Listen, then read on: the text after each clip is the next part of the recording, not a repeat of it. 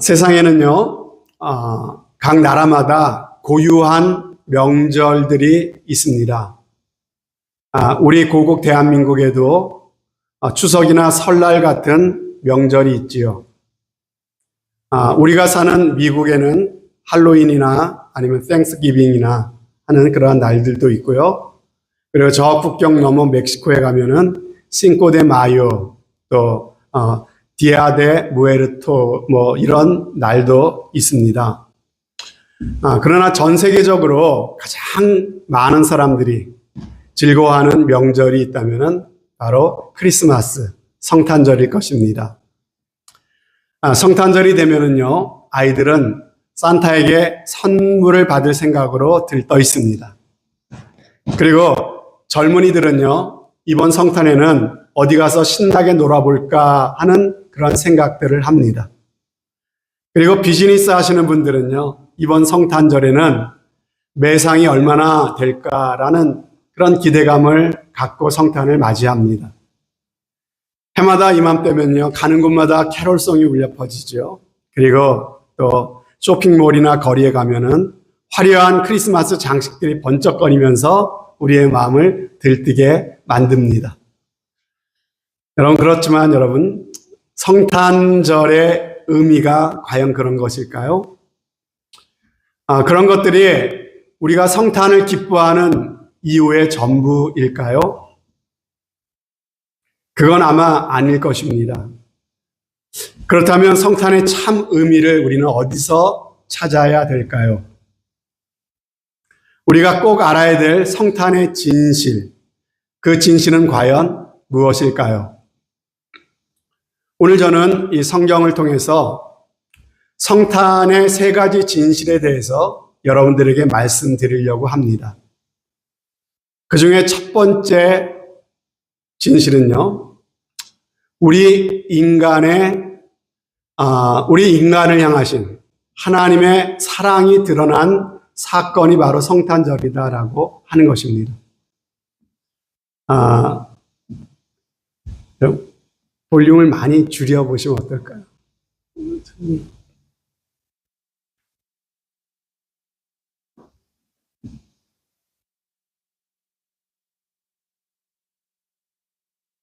주 볼륨을 끄시고, 이 보조 스피커를 좀 올려주시면 어떨까요?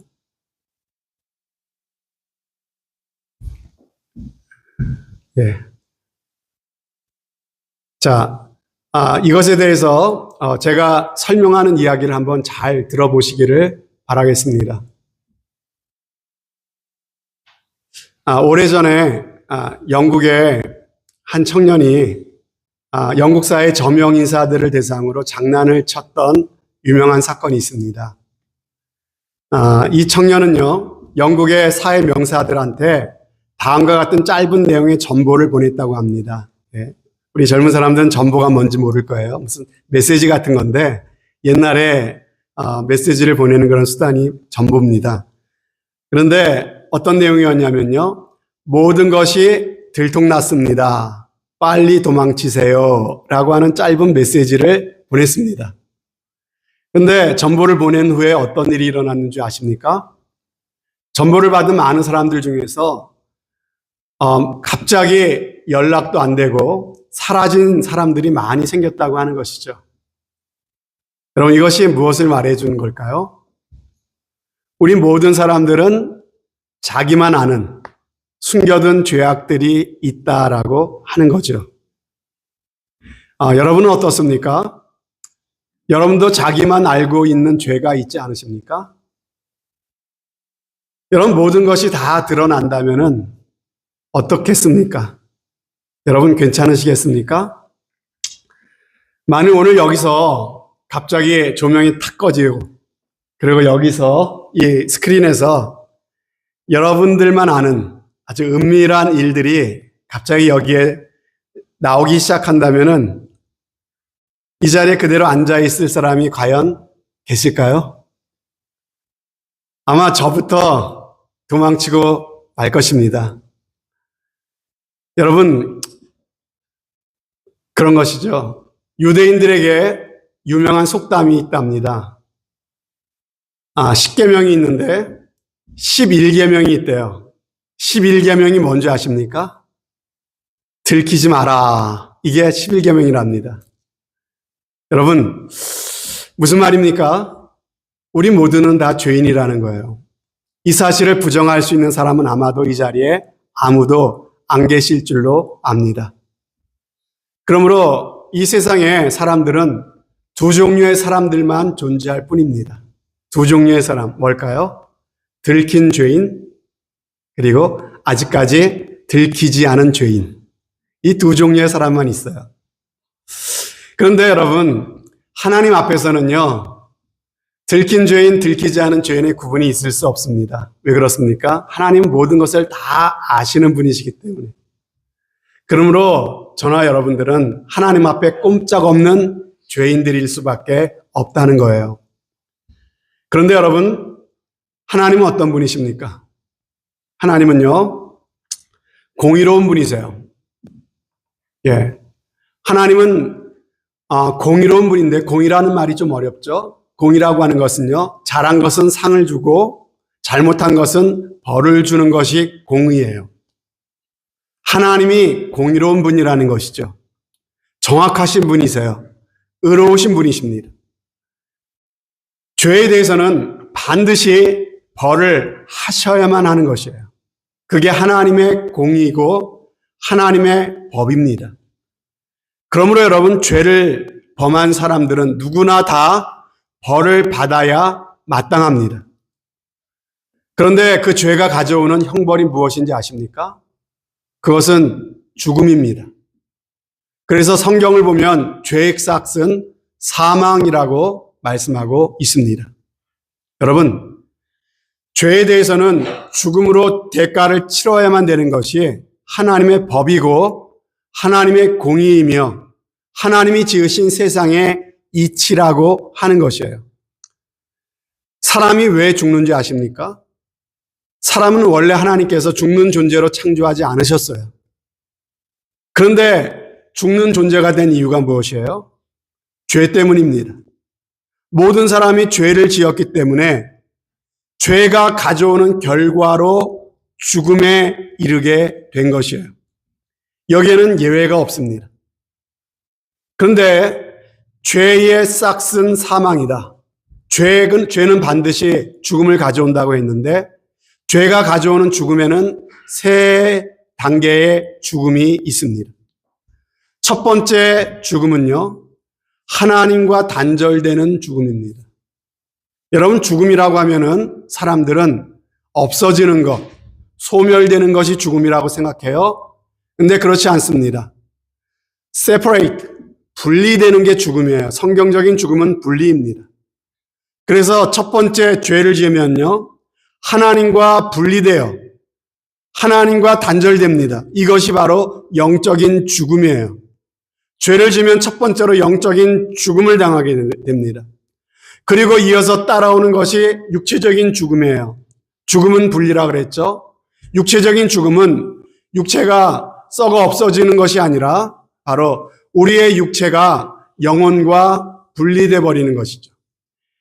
영혼이 육체에서 빠져나오는 것이에요. 이것이 바로 육체의 죽음이라는 것이죠.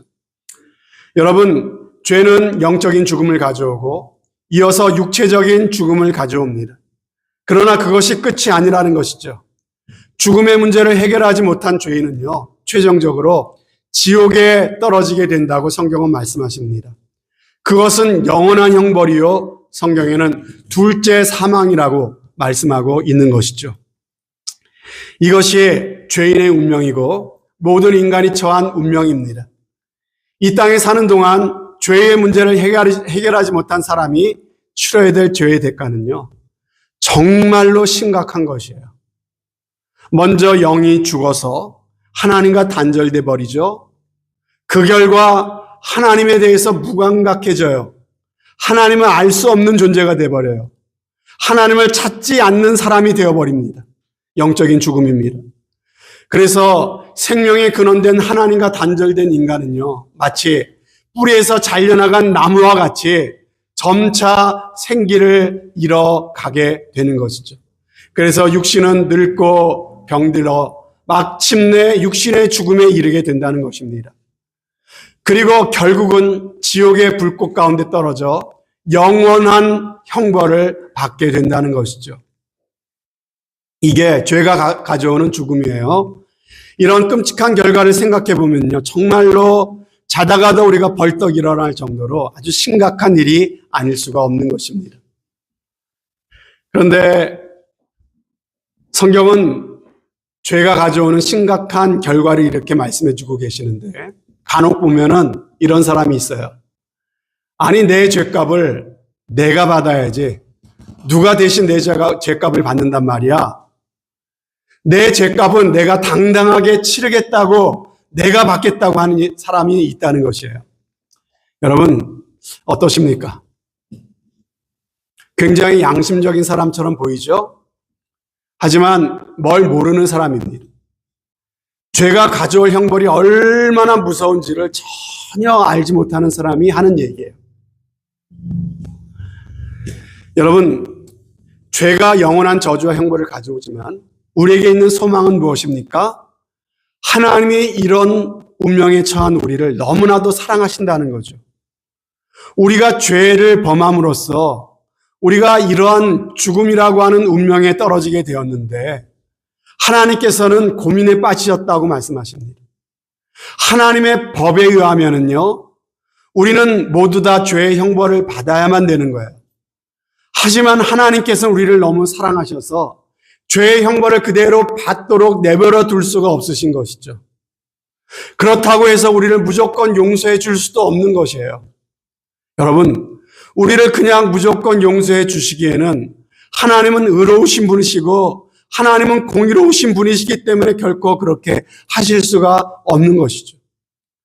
그래서 하나님이 고민하셔서 생각해낸 방법이 무엇입니까? 바로 예수님을 이 땅에 보내주시는 것입니다. 자, 이것이 무슨 얘기인지 제가 자주 하는 예화가 있습니다. 이 이야기를 들으면 이해가 잘 되실 것이에요. 옛날에 한 나라가 있었는데 그 나라를 다스리는 왕이 있었어요. 근데 이 나라는 사람들이, 국민들이, 백성들이 술을 너무 좋아해갖고 나라의 꼴이 말이 아닙니다. 그래서 이 왕이 결단을 내립니다. 술을 없애지 않고는 나라 꼴이 제대로 될 수가 없겠구나. 그래서 앞으로 술을 만들든지, 그리고 술을 판매하든지, 술을 마시는 사람은 100대의 태형에 처한다고 하는 엄한 법을 온 나라에 공포하게 되었습니다. 그런데 여러분, 전혀 예상치 못한 일이 벌어졌습니다. 바로 왕의 사랑하는 아들이 술을 마시다가 잡혀온 것이에요. 여러분이 만약 왕의 입장이 된다면 어떻게 하시겠습니까? 법대로 그 사랑하는 아들을 100대의 매를 때리시겠습니까? 아니면 사랑하는 아들인데 그냥 없던 일로 해 이렇게 하고 넘어가시겠습니까? 나라의 기강을 잡을 것인가? 아니면 아들을 용서할 것인가? 여러분, 사랑하는 아들이라고 해서 그냥 용서해 준다면 어떻게 되겠습니까? 왕의 권위는 무너지는 것이죠. 나라의 공의도 무너지는 것입니다. 그러므로 아들을 100대를 때릴 수도 없는 노릇이고, 그렇다고 해서 없던 일로 해 용서해 줄 수도 없는 진퇴양난입니다. 고민하다가 왕이 드디어 결정을 내리죠. 큰 소리로 명령을 내립니다. 여봐라, 형틀을 대령해라. 저 죄인을 법대로 매우 쳐라. 이렇게 불효령을 내렸습니다. 이 명령이 떨어지자마자 형틀이 등장하는 것이죠. 왕자를 형틀에다 묶습니다. 무시무시하게 생긴 병사들이 큰 장대를 들고 왕자를 내리치려고 하였습니다. 바로 그때 왕이 잠깐 멈춰라 라고 명령을 내립니다. 그리고 그 높은 왕좌에서 일어나서 왕의 옷을 벗기 시작합니다.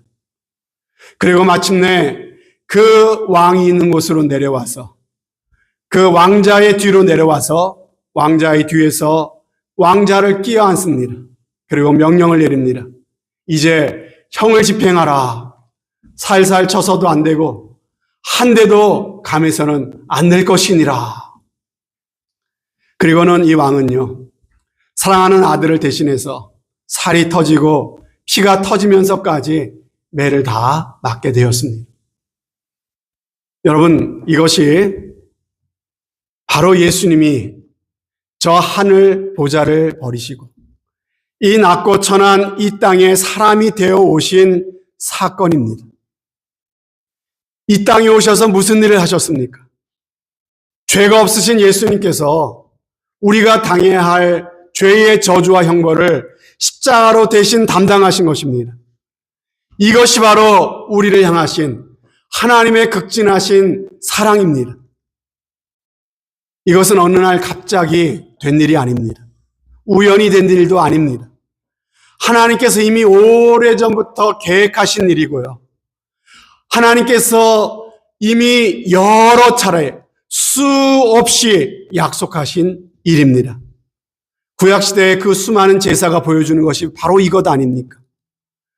여러분, 누군가가 우리를 대신해서 피 흘려 죽는 이 대속의 방법을 통해서 하나님은 우리의 죄를 속해 주시고 사해 주시겠다고 하신 그 약속이 그 수많은 구약의 제사를 통해서 우리에게 보여주고 있는 것 아니겠습니까? 그러므로 여러분, 예수님 외에 누가 우리의 죄를 대속하셨습니까? 예수님 밖에 누가 하나님의 영원하신 계획 가운데 약속대로 오신 이가 누가 있습니까? 그러므로 여러분, 예수님만이 우리의 구원자이십니다라고 믿을 수 있는 근거가 바로 여기에 있는 것이에요. 하나님의 약속, 하나님의 이 성경의 이 의미를 우리가 정말로 우리가 깨닫는다면요. 에이, 종교는 다 거기서 거기지. 다른 종교도 잘 믿으면 다 구원받는데 라고 말할 수가 없는 것이에요. 그래서 요한복음 3장 16절에 뭐라고 말씀하십니까? 하나님이 세상을 이처럼 사랑하사 독생자를 주셨으니 이는 저를 믿는 자마다 멸망치 않고 영생을 얻게 하려 하심이라 그랬어요. 하나님이 저와 여러분을 이처럼 사랑하셨다 그랬습니다. 여기서 이처럼의 깊이를 아십니까? 저는 이처럼의 깊이를 처음에는 전혀 몰랐습니다. 그러나 세월이 지나면 지날수록 이처럼의 깊이가 더욱더 깊어져 가는 것 같습니다. 어떤 때는 이처럼의 하나님의 사랑을 생각하면요, 눈물이 납니다. 그러므로 오늘 이 사실 하나만은 기억하십시다. 이 성탄은요, 하나님이 우리를 얼마나 사랑하셨는지를 보여주시는 전 우주적인 사건인 것입니다. 이것을 정말 우리가 깨닫지 못한다면요, 성탄절에 아무리 좋은 일이 생겨도요, 별 의미가 없는 것입니다. 이것을 모르면 우리가 이렇게 성탄 예배를 드리고 성탄 찬송을 불러도 성탄의 의미가 없는 것입니다. 이 하나님의 사랑이 정말 마음으로 깨달아지고 고백되어지는 귀한 복이 있으시기를 주님의 이름으로 축복합니다. 자, 우리가 성탄에 대해 알아야 될 두 번째 진실인 바로 이날은 하나님께서 우리에게 영생의 선물을 주신 날입니다. 여러분, 선물의 가치는 어디에 있을까요? 가격이 비쌀수록 좋은 선물일까요? 여러분, 꼭 그렇지만은 않습니다. 선물의 가격이 중요한 게 아니라 선물을 주는 사람이 누구냐가 훨씬 중요합니다. 여러분 생각해 보십시오. 내가 별로 좋아하지도 않는 사람이 주는 선물이 좋습니까? 별로 안 좋아요. 내가 좋아하지 않는 사람이 주는 선물이 비싸면 비쌀수록 내 마음에 부담만 갑니다. 안 좋아요, 여러분. 그러나 내가 정말 좋아하는 사람, 내가 마음으로부터 정말 연모하는 사람이 나에게 주는 선물은요, 아무리 작은 것이라도 감동이 되고 너무나 좋은 것이에요. 여러분은요, 그동안 사시면서 받아본 선물 중에 어떤 선물이 가장 좋으셨습니까? 어떤 선물이 가장 기억이 나십니까? 저와 여러분은요, 살아오면서 많은 선물을 받았지만 우리가 받은 선물 중에 가장 값지고 귀한 선물이 있다면요, 바로 하나님이 우리에게 주신 선물인 줄로 믿으시기를 바랍니다. 이것을 우리는 깨달아야 돼요. 여러분, 하나님의 선물은요, 사람이 주는 선물이 아니에요. 오직 하나님 외에는 줄 수 없는 선물, 하나님의 차원의 선물, 하나님 수준의 선물입니다. 여러분은 그 값지고 위대한 선물을 받으셨습니까?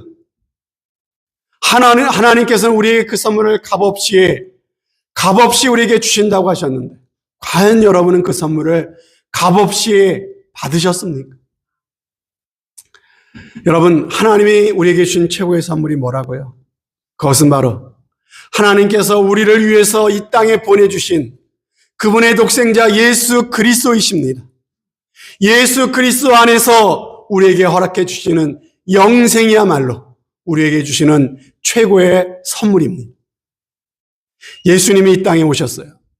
그리고 이 땅에 오신 예수님이 가장 자주 많이 말씀하신 것이 무엇일까요?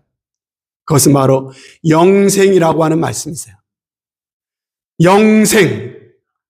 여러분, 예수님이 영생이라는 말씀을 하셨다면요, 영원한 생명이 있다는 말 아닙니까?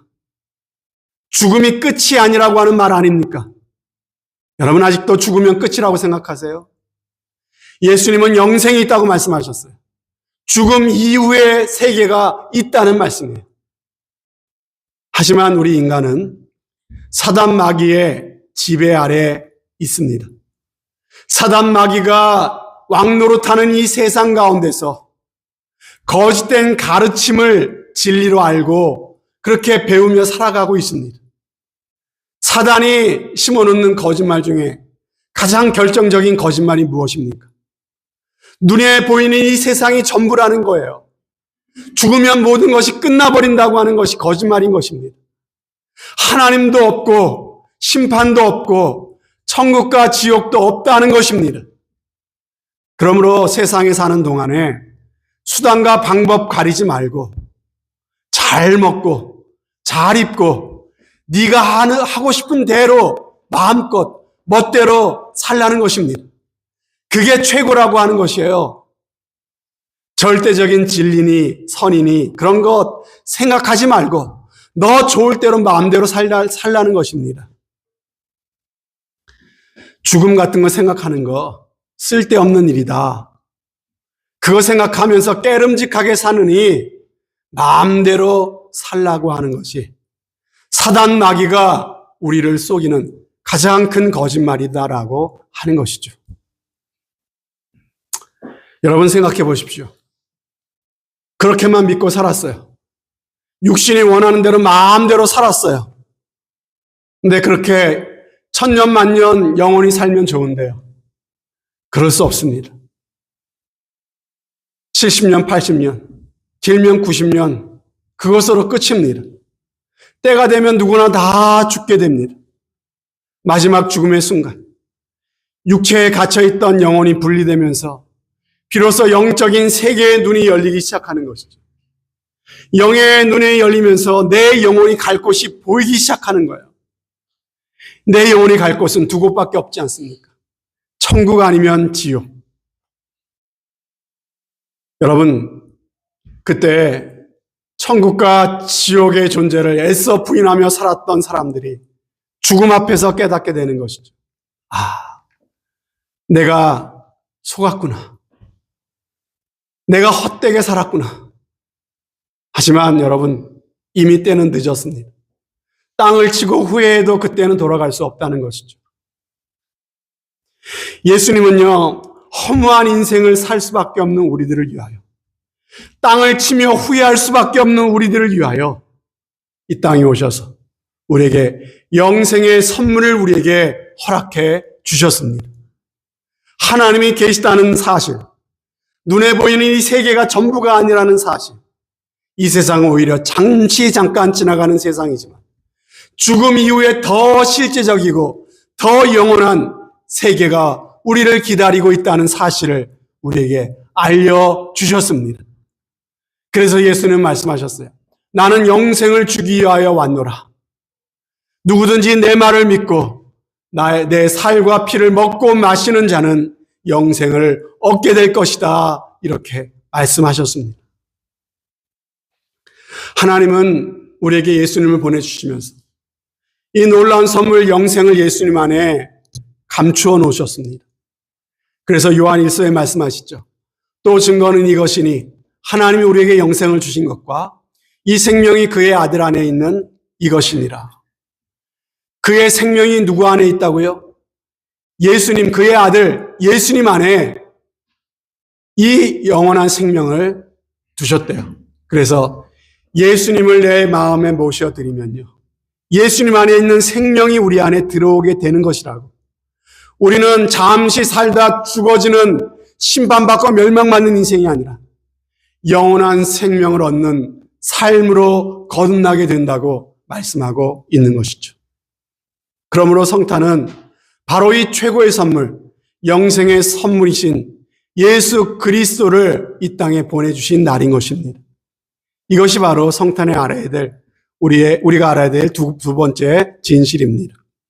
그리고 마지막 세 번째는요, 세 번째 진실은 성탄은 하나님이 우리와 함께 하신다고 하는 증거입니다.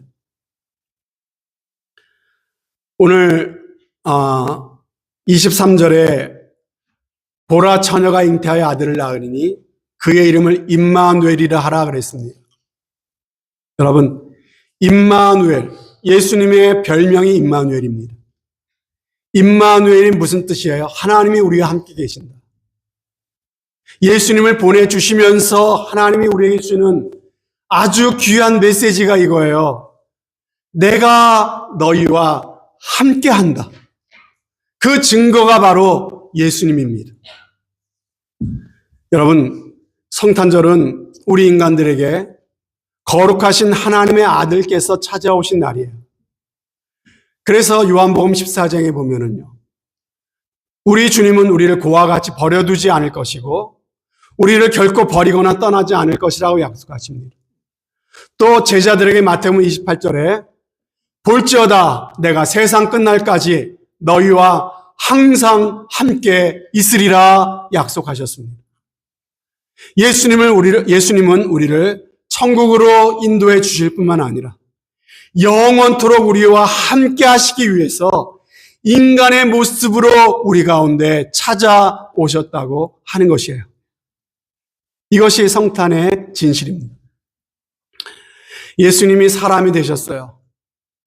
우리를 진정으로 이해하시기 위해서, 진정으로 우리를 도와주시기 위해서 인간이 겪는 모든 아픔과 슬픔을 다 체험하셨습니다. 예수님은 우리의 인간이 겪는 시험을 당하셨고, 가난을 겪으셨고, 굶주리셨고, 목마르셨습니다.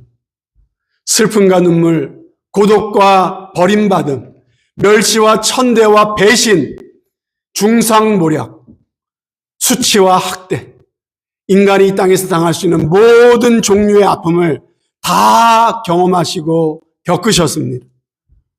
하나님은 결코 우리와 동떨어진 저 멀리 계신 분이 아니라는 거예요. 우리 가운데 우리와 같은 모습으로 오셔서 우리가 세상에 겪는 모든 아픔과 고통과 슬픔을 다 경험하시고 우리와 함께 하시는 하나님이시라는 겁니다. 그분이 바로 임마누엘 예수님이시라고 하는 것이죠. 여러분, 사람은요, 거룩하신 하나님께 도무지 갈 수 없는 존재입니다. 하나님은 영원하신 분인데 우리는 100년도 살지 못하는 존재죠. 하나님은 완전히 거룩하신데 우리는 더럽습니다. 하나님은 하늘에서 내려오셨지만 우리는 뛰어봤자 1미터도 뛰지 못하는 존재입니다. 우리의 노력만으로는 하나님을 찾을 수 없어요. 우리는 도무지 하나님께 가까이 갈 수 없는 존재들입니다. 그런데 세상의 많은 사람들은요, 자신의 노력으로 하나님을 찾으려고 하고 자신의 행위로 하나님께 가까이 가려고 합니다. 그 모든 노력과 행위는 다 종교라는 말로 우리는 이야기를 합니다. 그것이 불가능하기에 하나님이 우리를 찾아오신 것이에요. 이것이 바로 우리 기독교의 핵심입니다. 우리가 높아질 수 없으므로 하나님이 스스로 낮아지셔서 우리 가운데 오신 것입니다. 우리의 힘으로 하나님을 뵐 수 없기 때문에 우리가 볼 수 있는 모습으로 하나님이 육체를 입고 우리 가운데 오신 것입니다. 그렇게 해서 우리 곁에 오신 주님은요, 십자가에 죽으시고 부활하시고 승천하셨지만 지금은 그분의 영이신 보혜사 성령님을 우리 가운데 보내셔서 우리와 항상 함께 하시며 세상 끝날까지 우리와 함께 하십니다. 임마누엘, 하나님이 우리와 함께 하시기 위해 우리 곁으로 찾아오셨습니다. 이것이 바로 성탄이 우리에게 주는 세 번째 진실입니다. 여러분, 세 가지 진실을 말씀드렸어요. 하나님이 이처럼 우리를 사랑하신다는 진실. 두 번째, 하나님이 우리에게 영생의 선물을 주셨다는 진실. 세 번째, 하나님이 우리 가운데 먼저 찾아오셔서 우리와 영원토록 함께 하신다는 진실. 이 사실을 우리가 정말로 안다면, 조금이라도 믿는다면, 깨닫는다면 우리는 이 성탄절을 어떻게 보내야 될까요? 첫 번째로 예수님이 중심이 되시는 성탄이 되게 하십시오. 세상은 이 성탄절에서 예수님을 쫓아내버리려고 합니다. 심지어 메리 크리스마스라는 말도 쓰지 못하게 합니다. 그 말 속에 예수님이 들어간다, 그리스도라고 하는 말이 들어간다고 해피 할러데이라는 말로 대체를 시키려고 합니다. 이게 세상이에요. 그러나 우리는 성탄의 중심은 예수님이십니다. 성탄에 우리가 기뻐해야 될 유일한 이유는 바로 예수님이십니다. 이 사실을 믿고 예수님이 주인 되시는 성탄절이 되게 하시기를 바랍니다. 두 번째로 이 예수님을 전하는 성탄절이 되십시오. 세 번째로 예수님이 우리 가운데 주신 이 사랑을 나누는 성탄절이 되게 하십시오. 성탄절을 맞이해서 정말 하늘을 두루마기 삼고 바다를 먹물 삼아도 다 기록할 수 없는 하나님의 사랑, 죄인을 구원하러 오신 이 예수님의 사랑을 전파하는 그러한 성탄절이 되시기를 바랍니다. 성탄 하루만이 아니라 매일매일 정말 우리 가운데 베풀어 주신 이 놀라운 하나님의 사랑을 기억하면서 나와 함께 하시는 임마누엘 주님을 경험하고 누리고 그리고 기뻐하고 감사하고 찬양하면서 살아가시는 저와 여러분들 꼭 되시기를 주님의 이름으로 축원드립니다. 아멘. 기도하시겠습니다.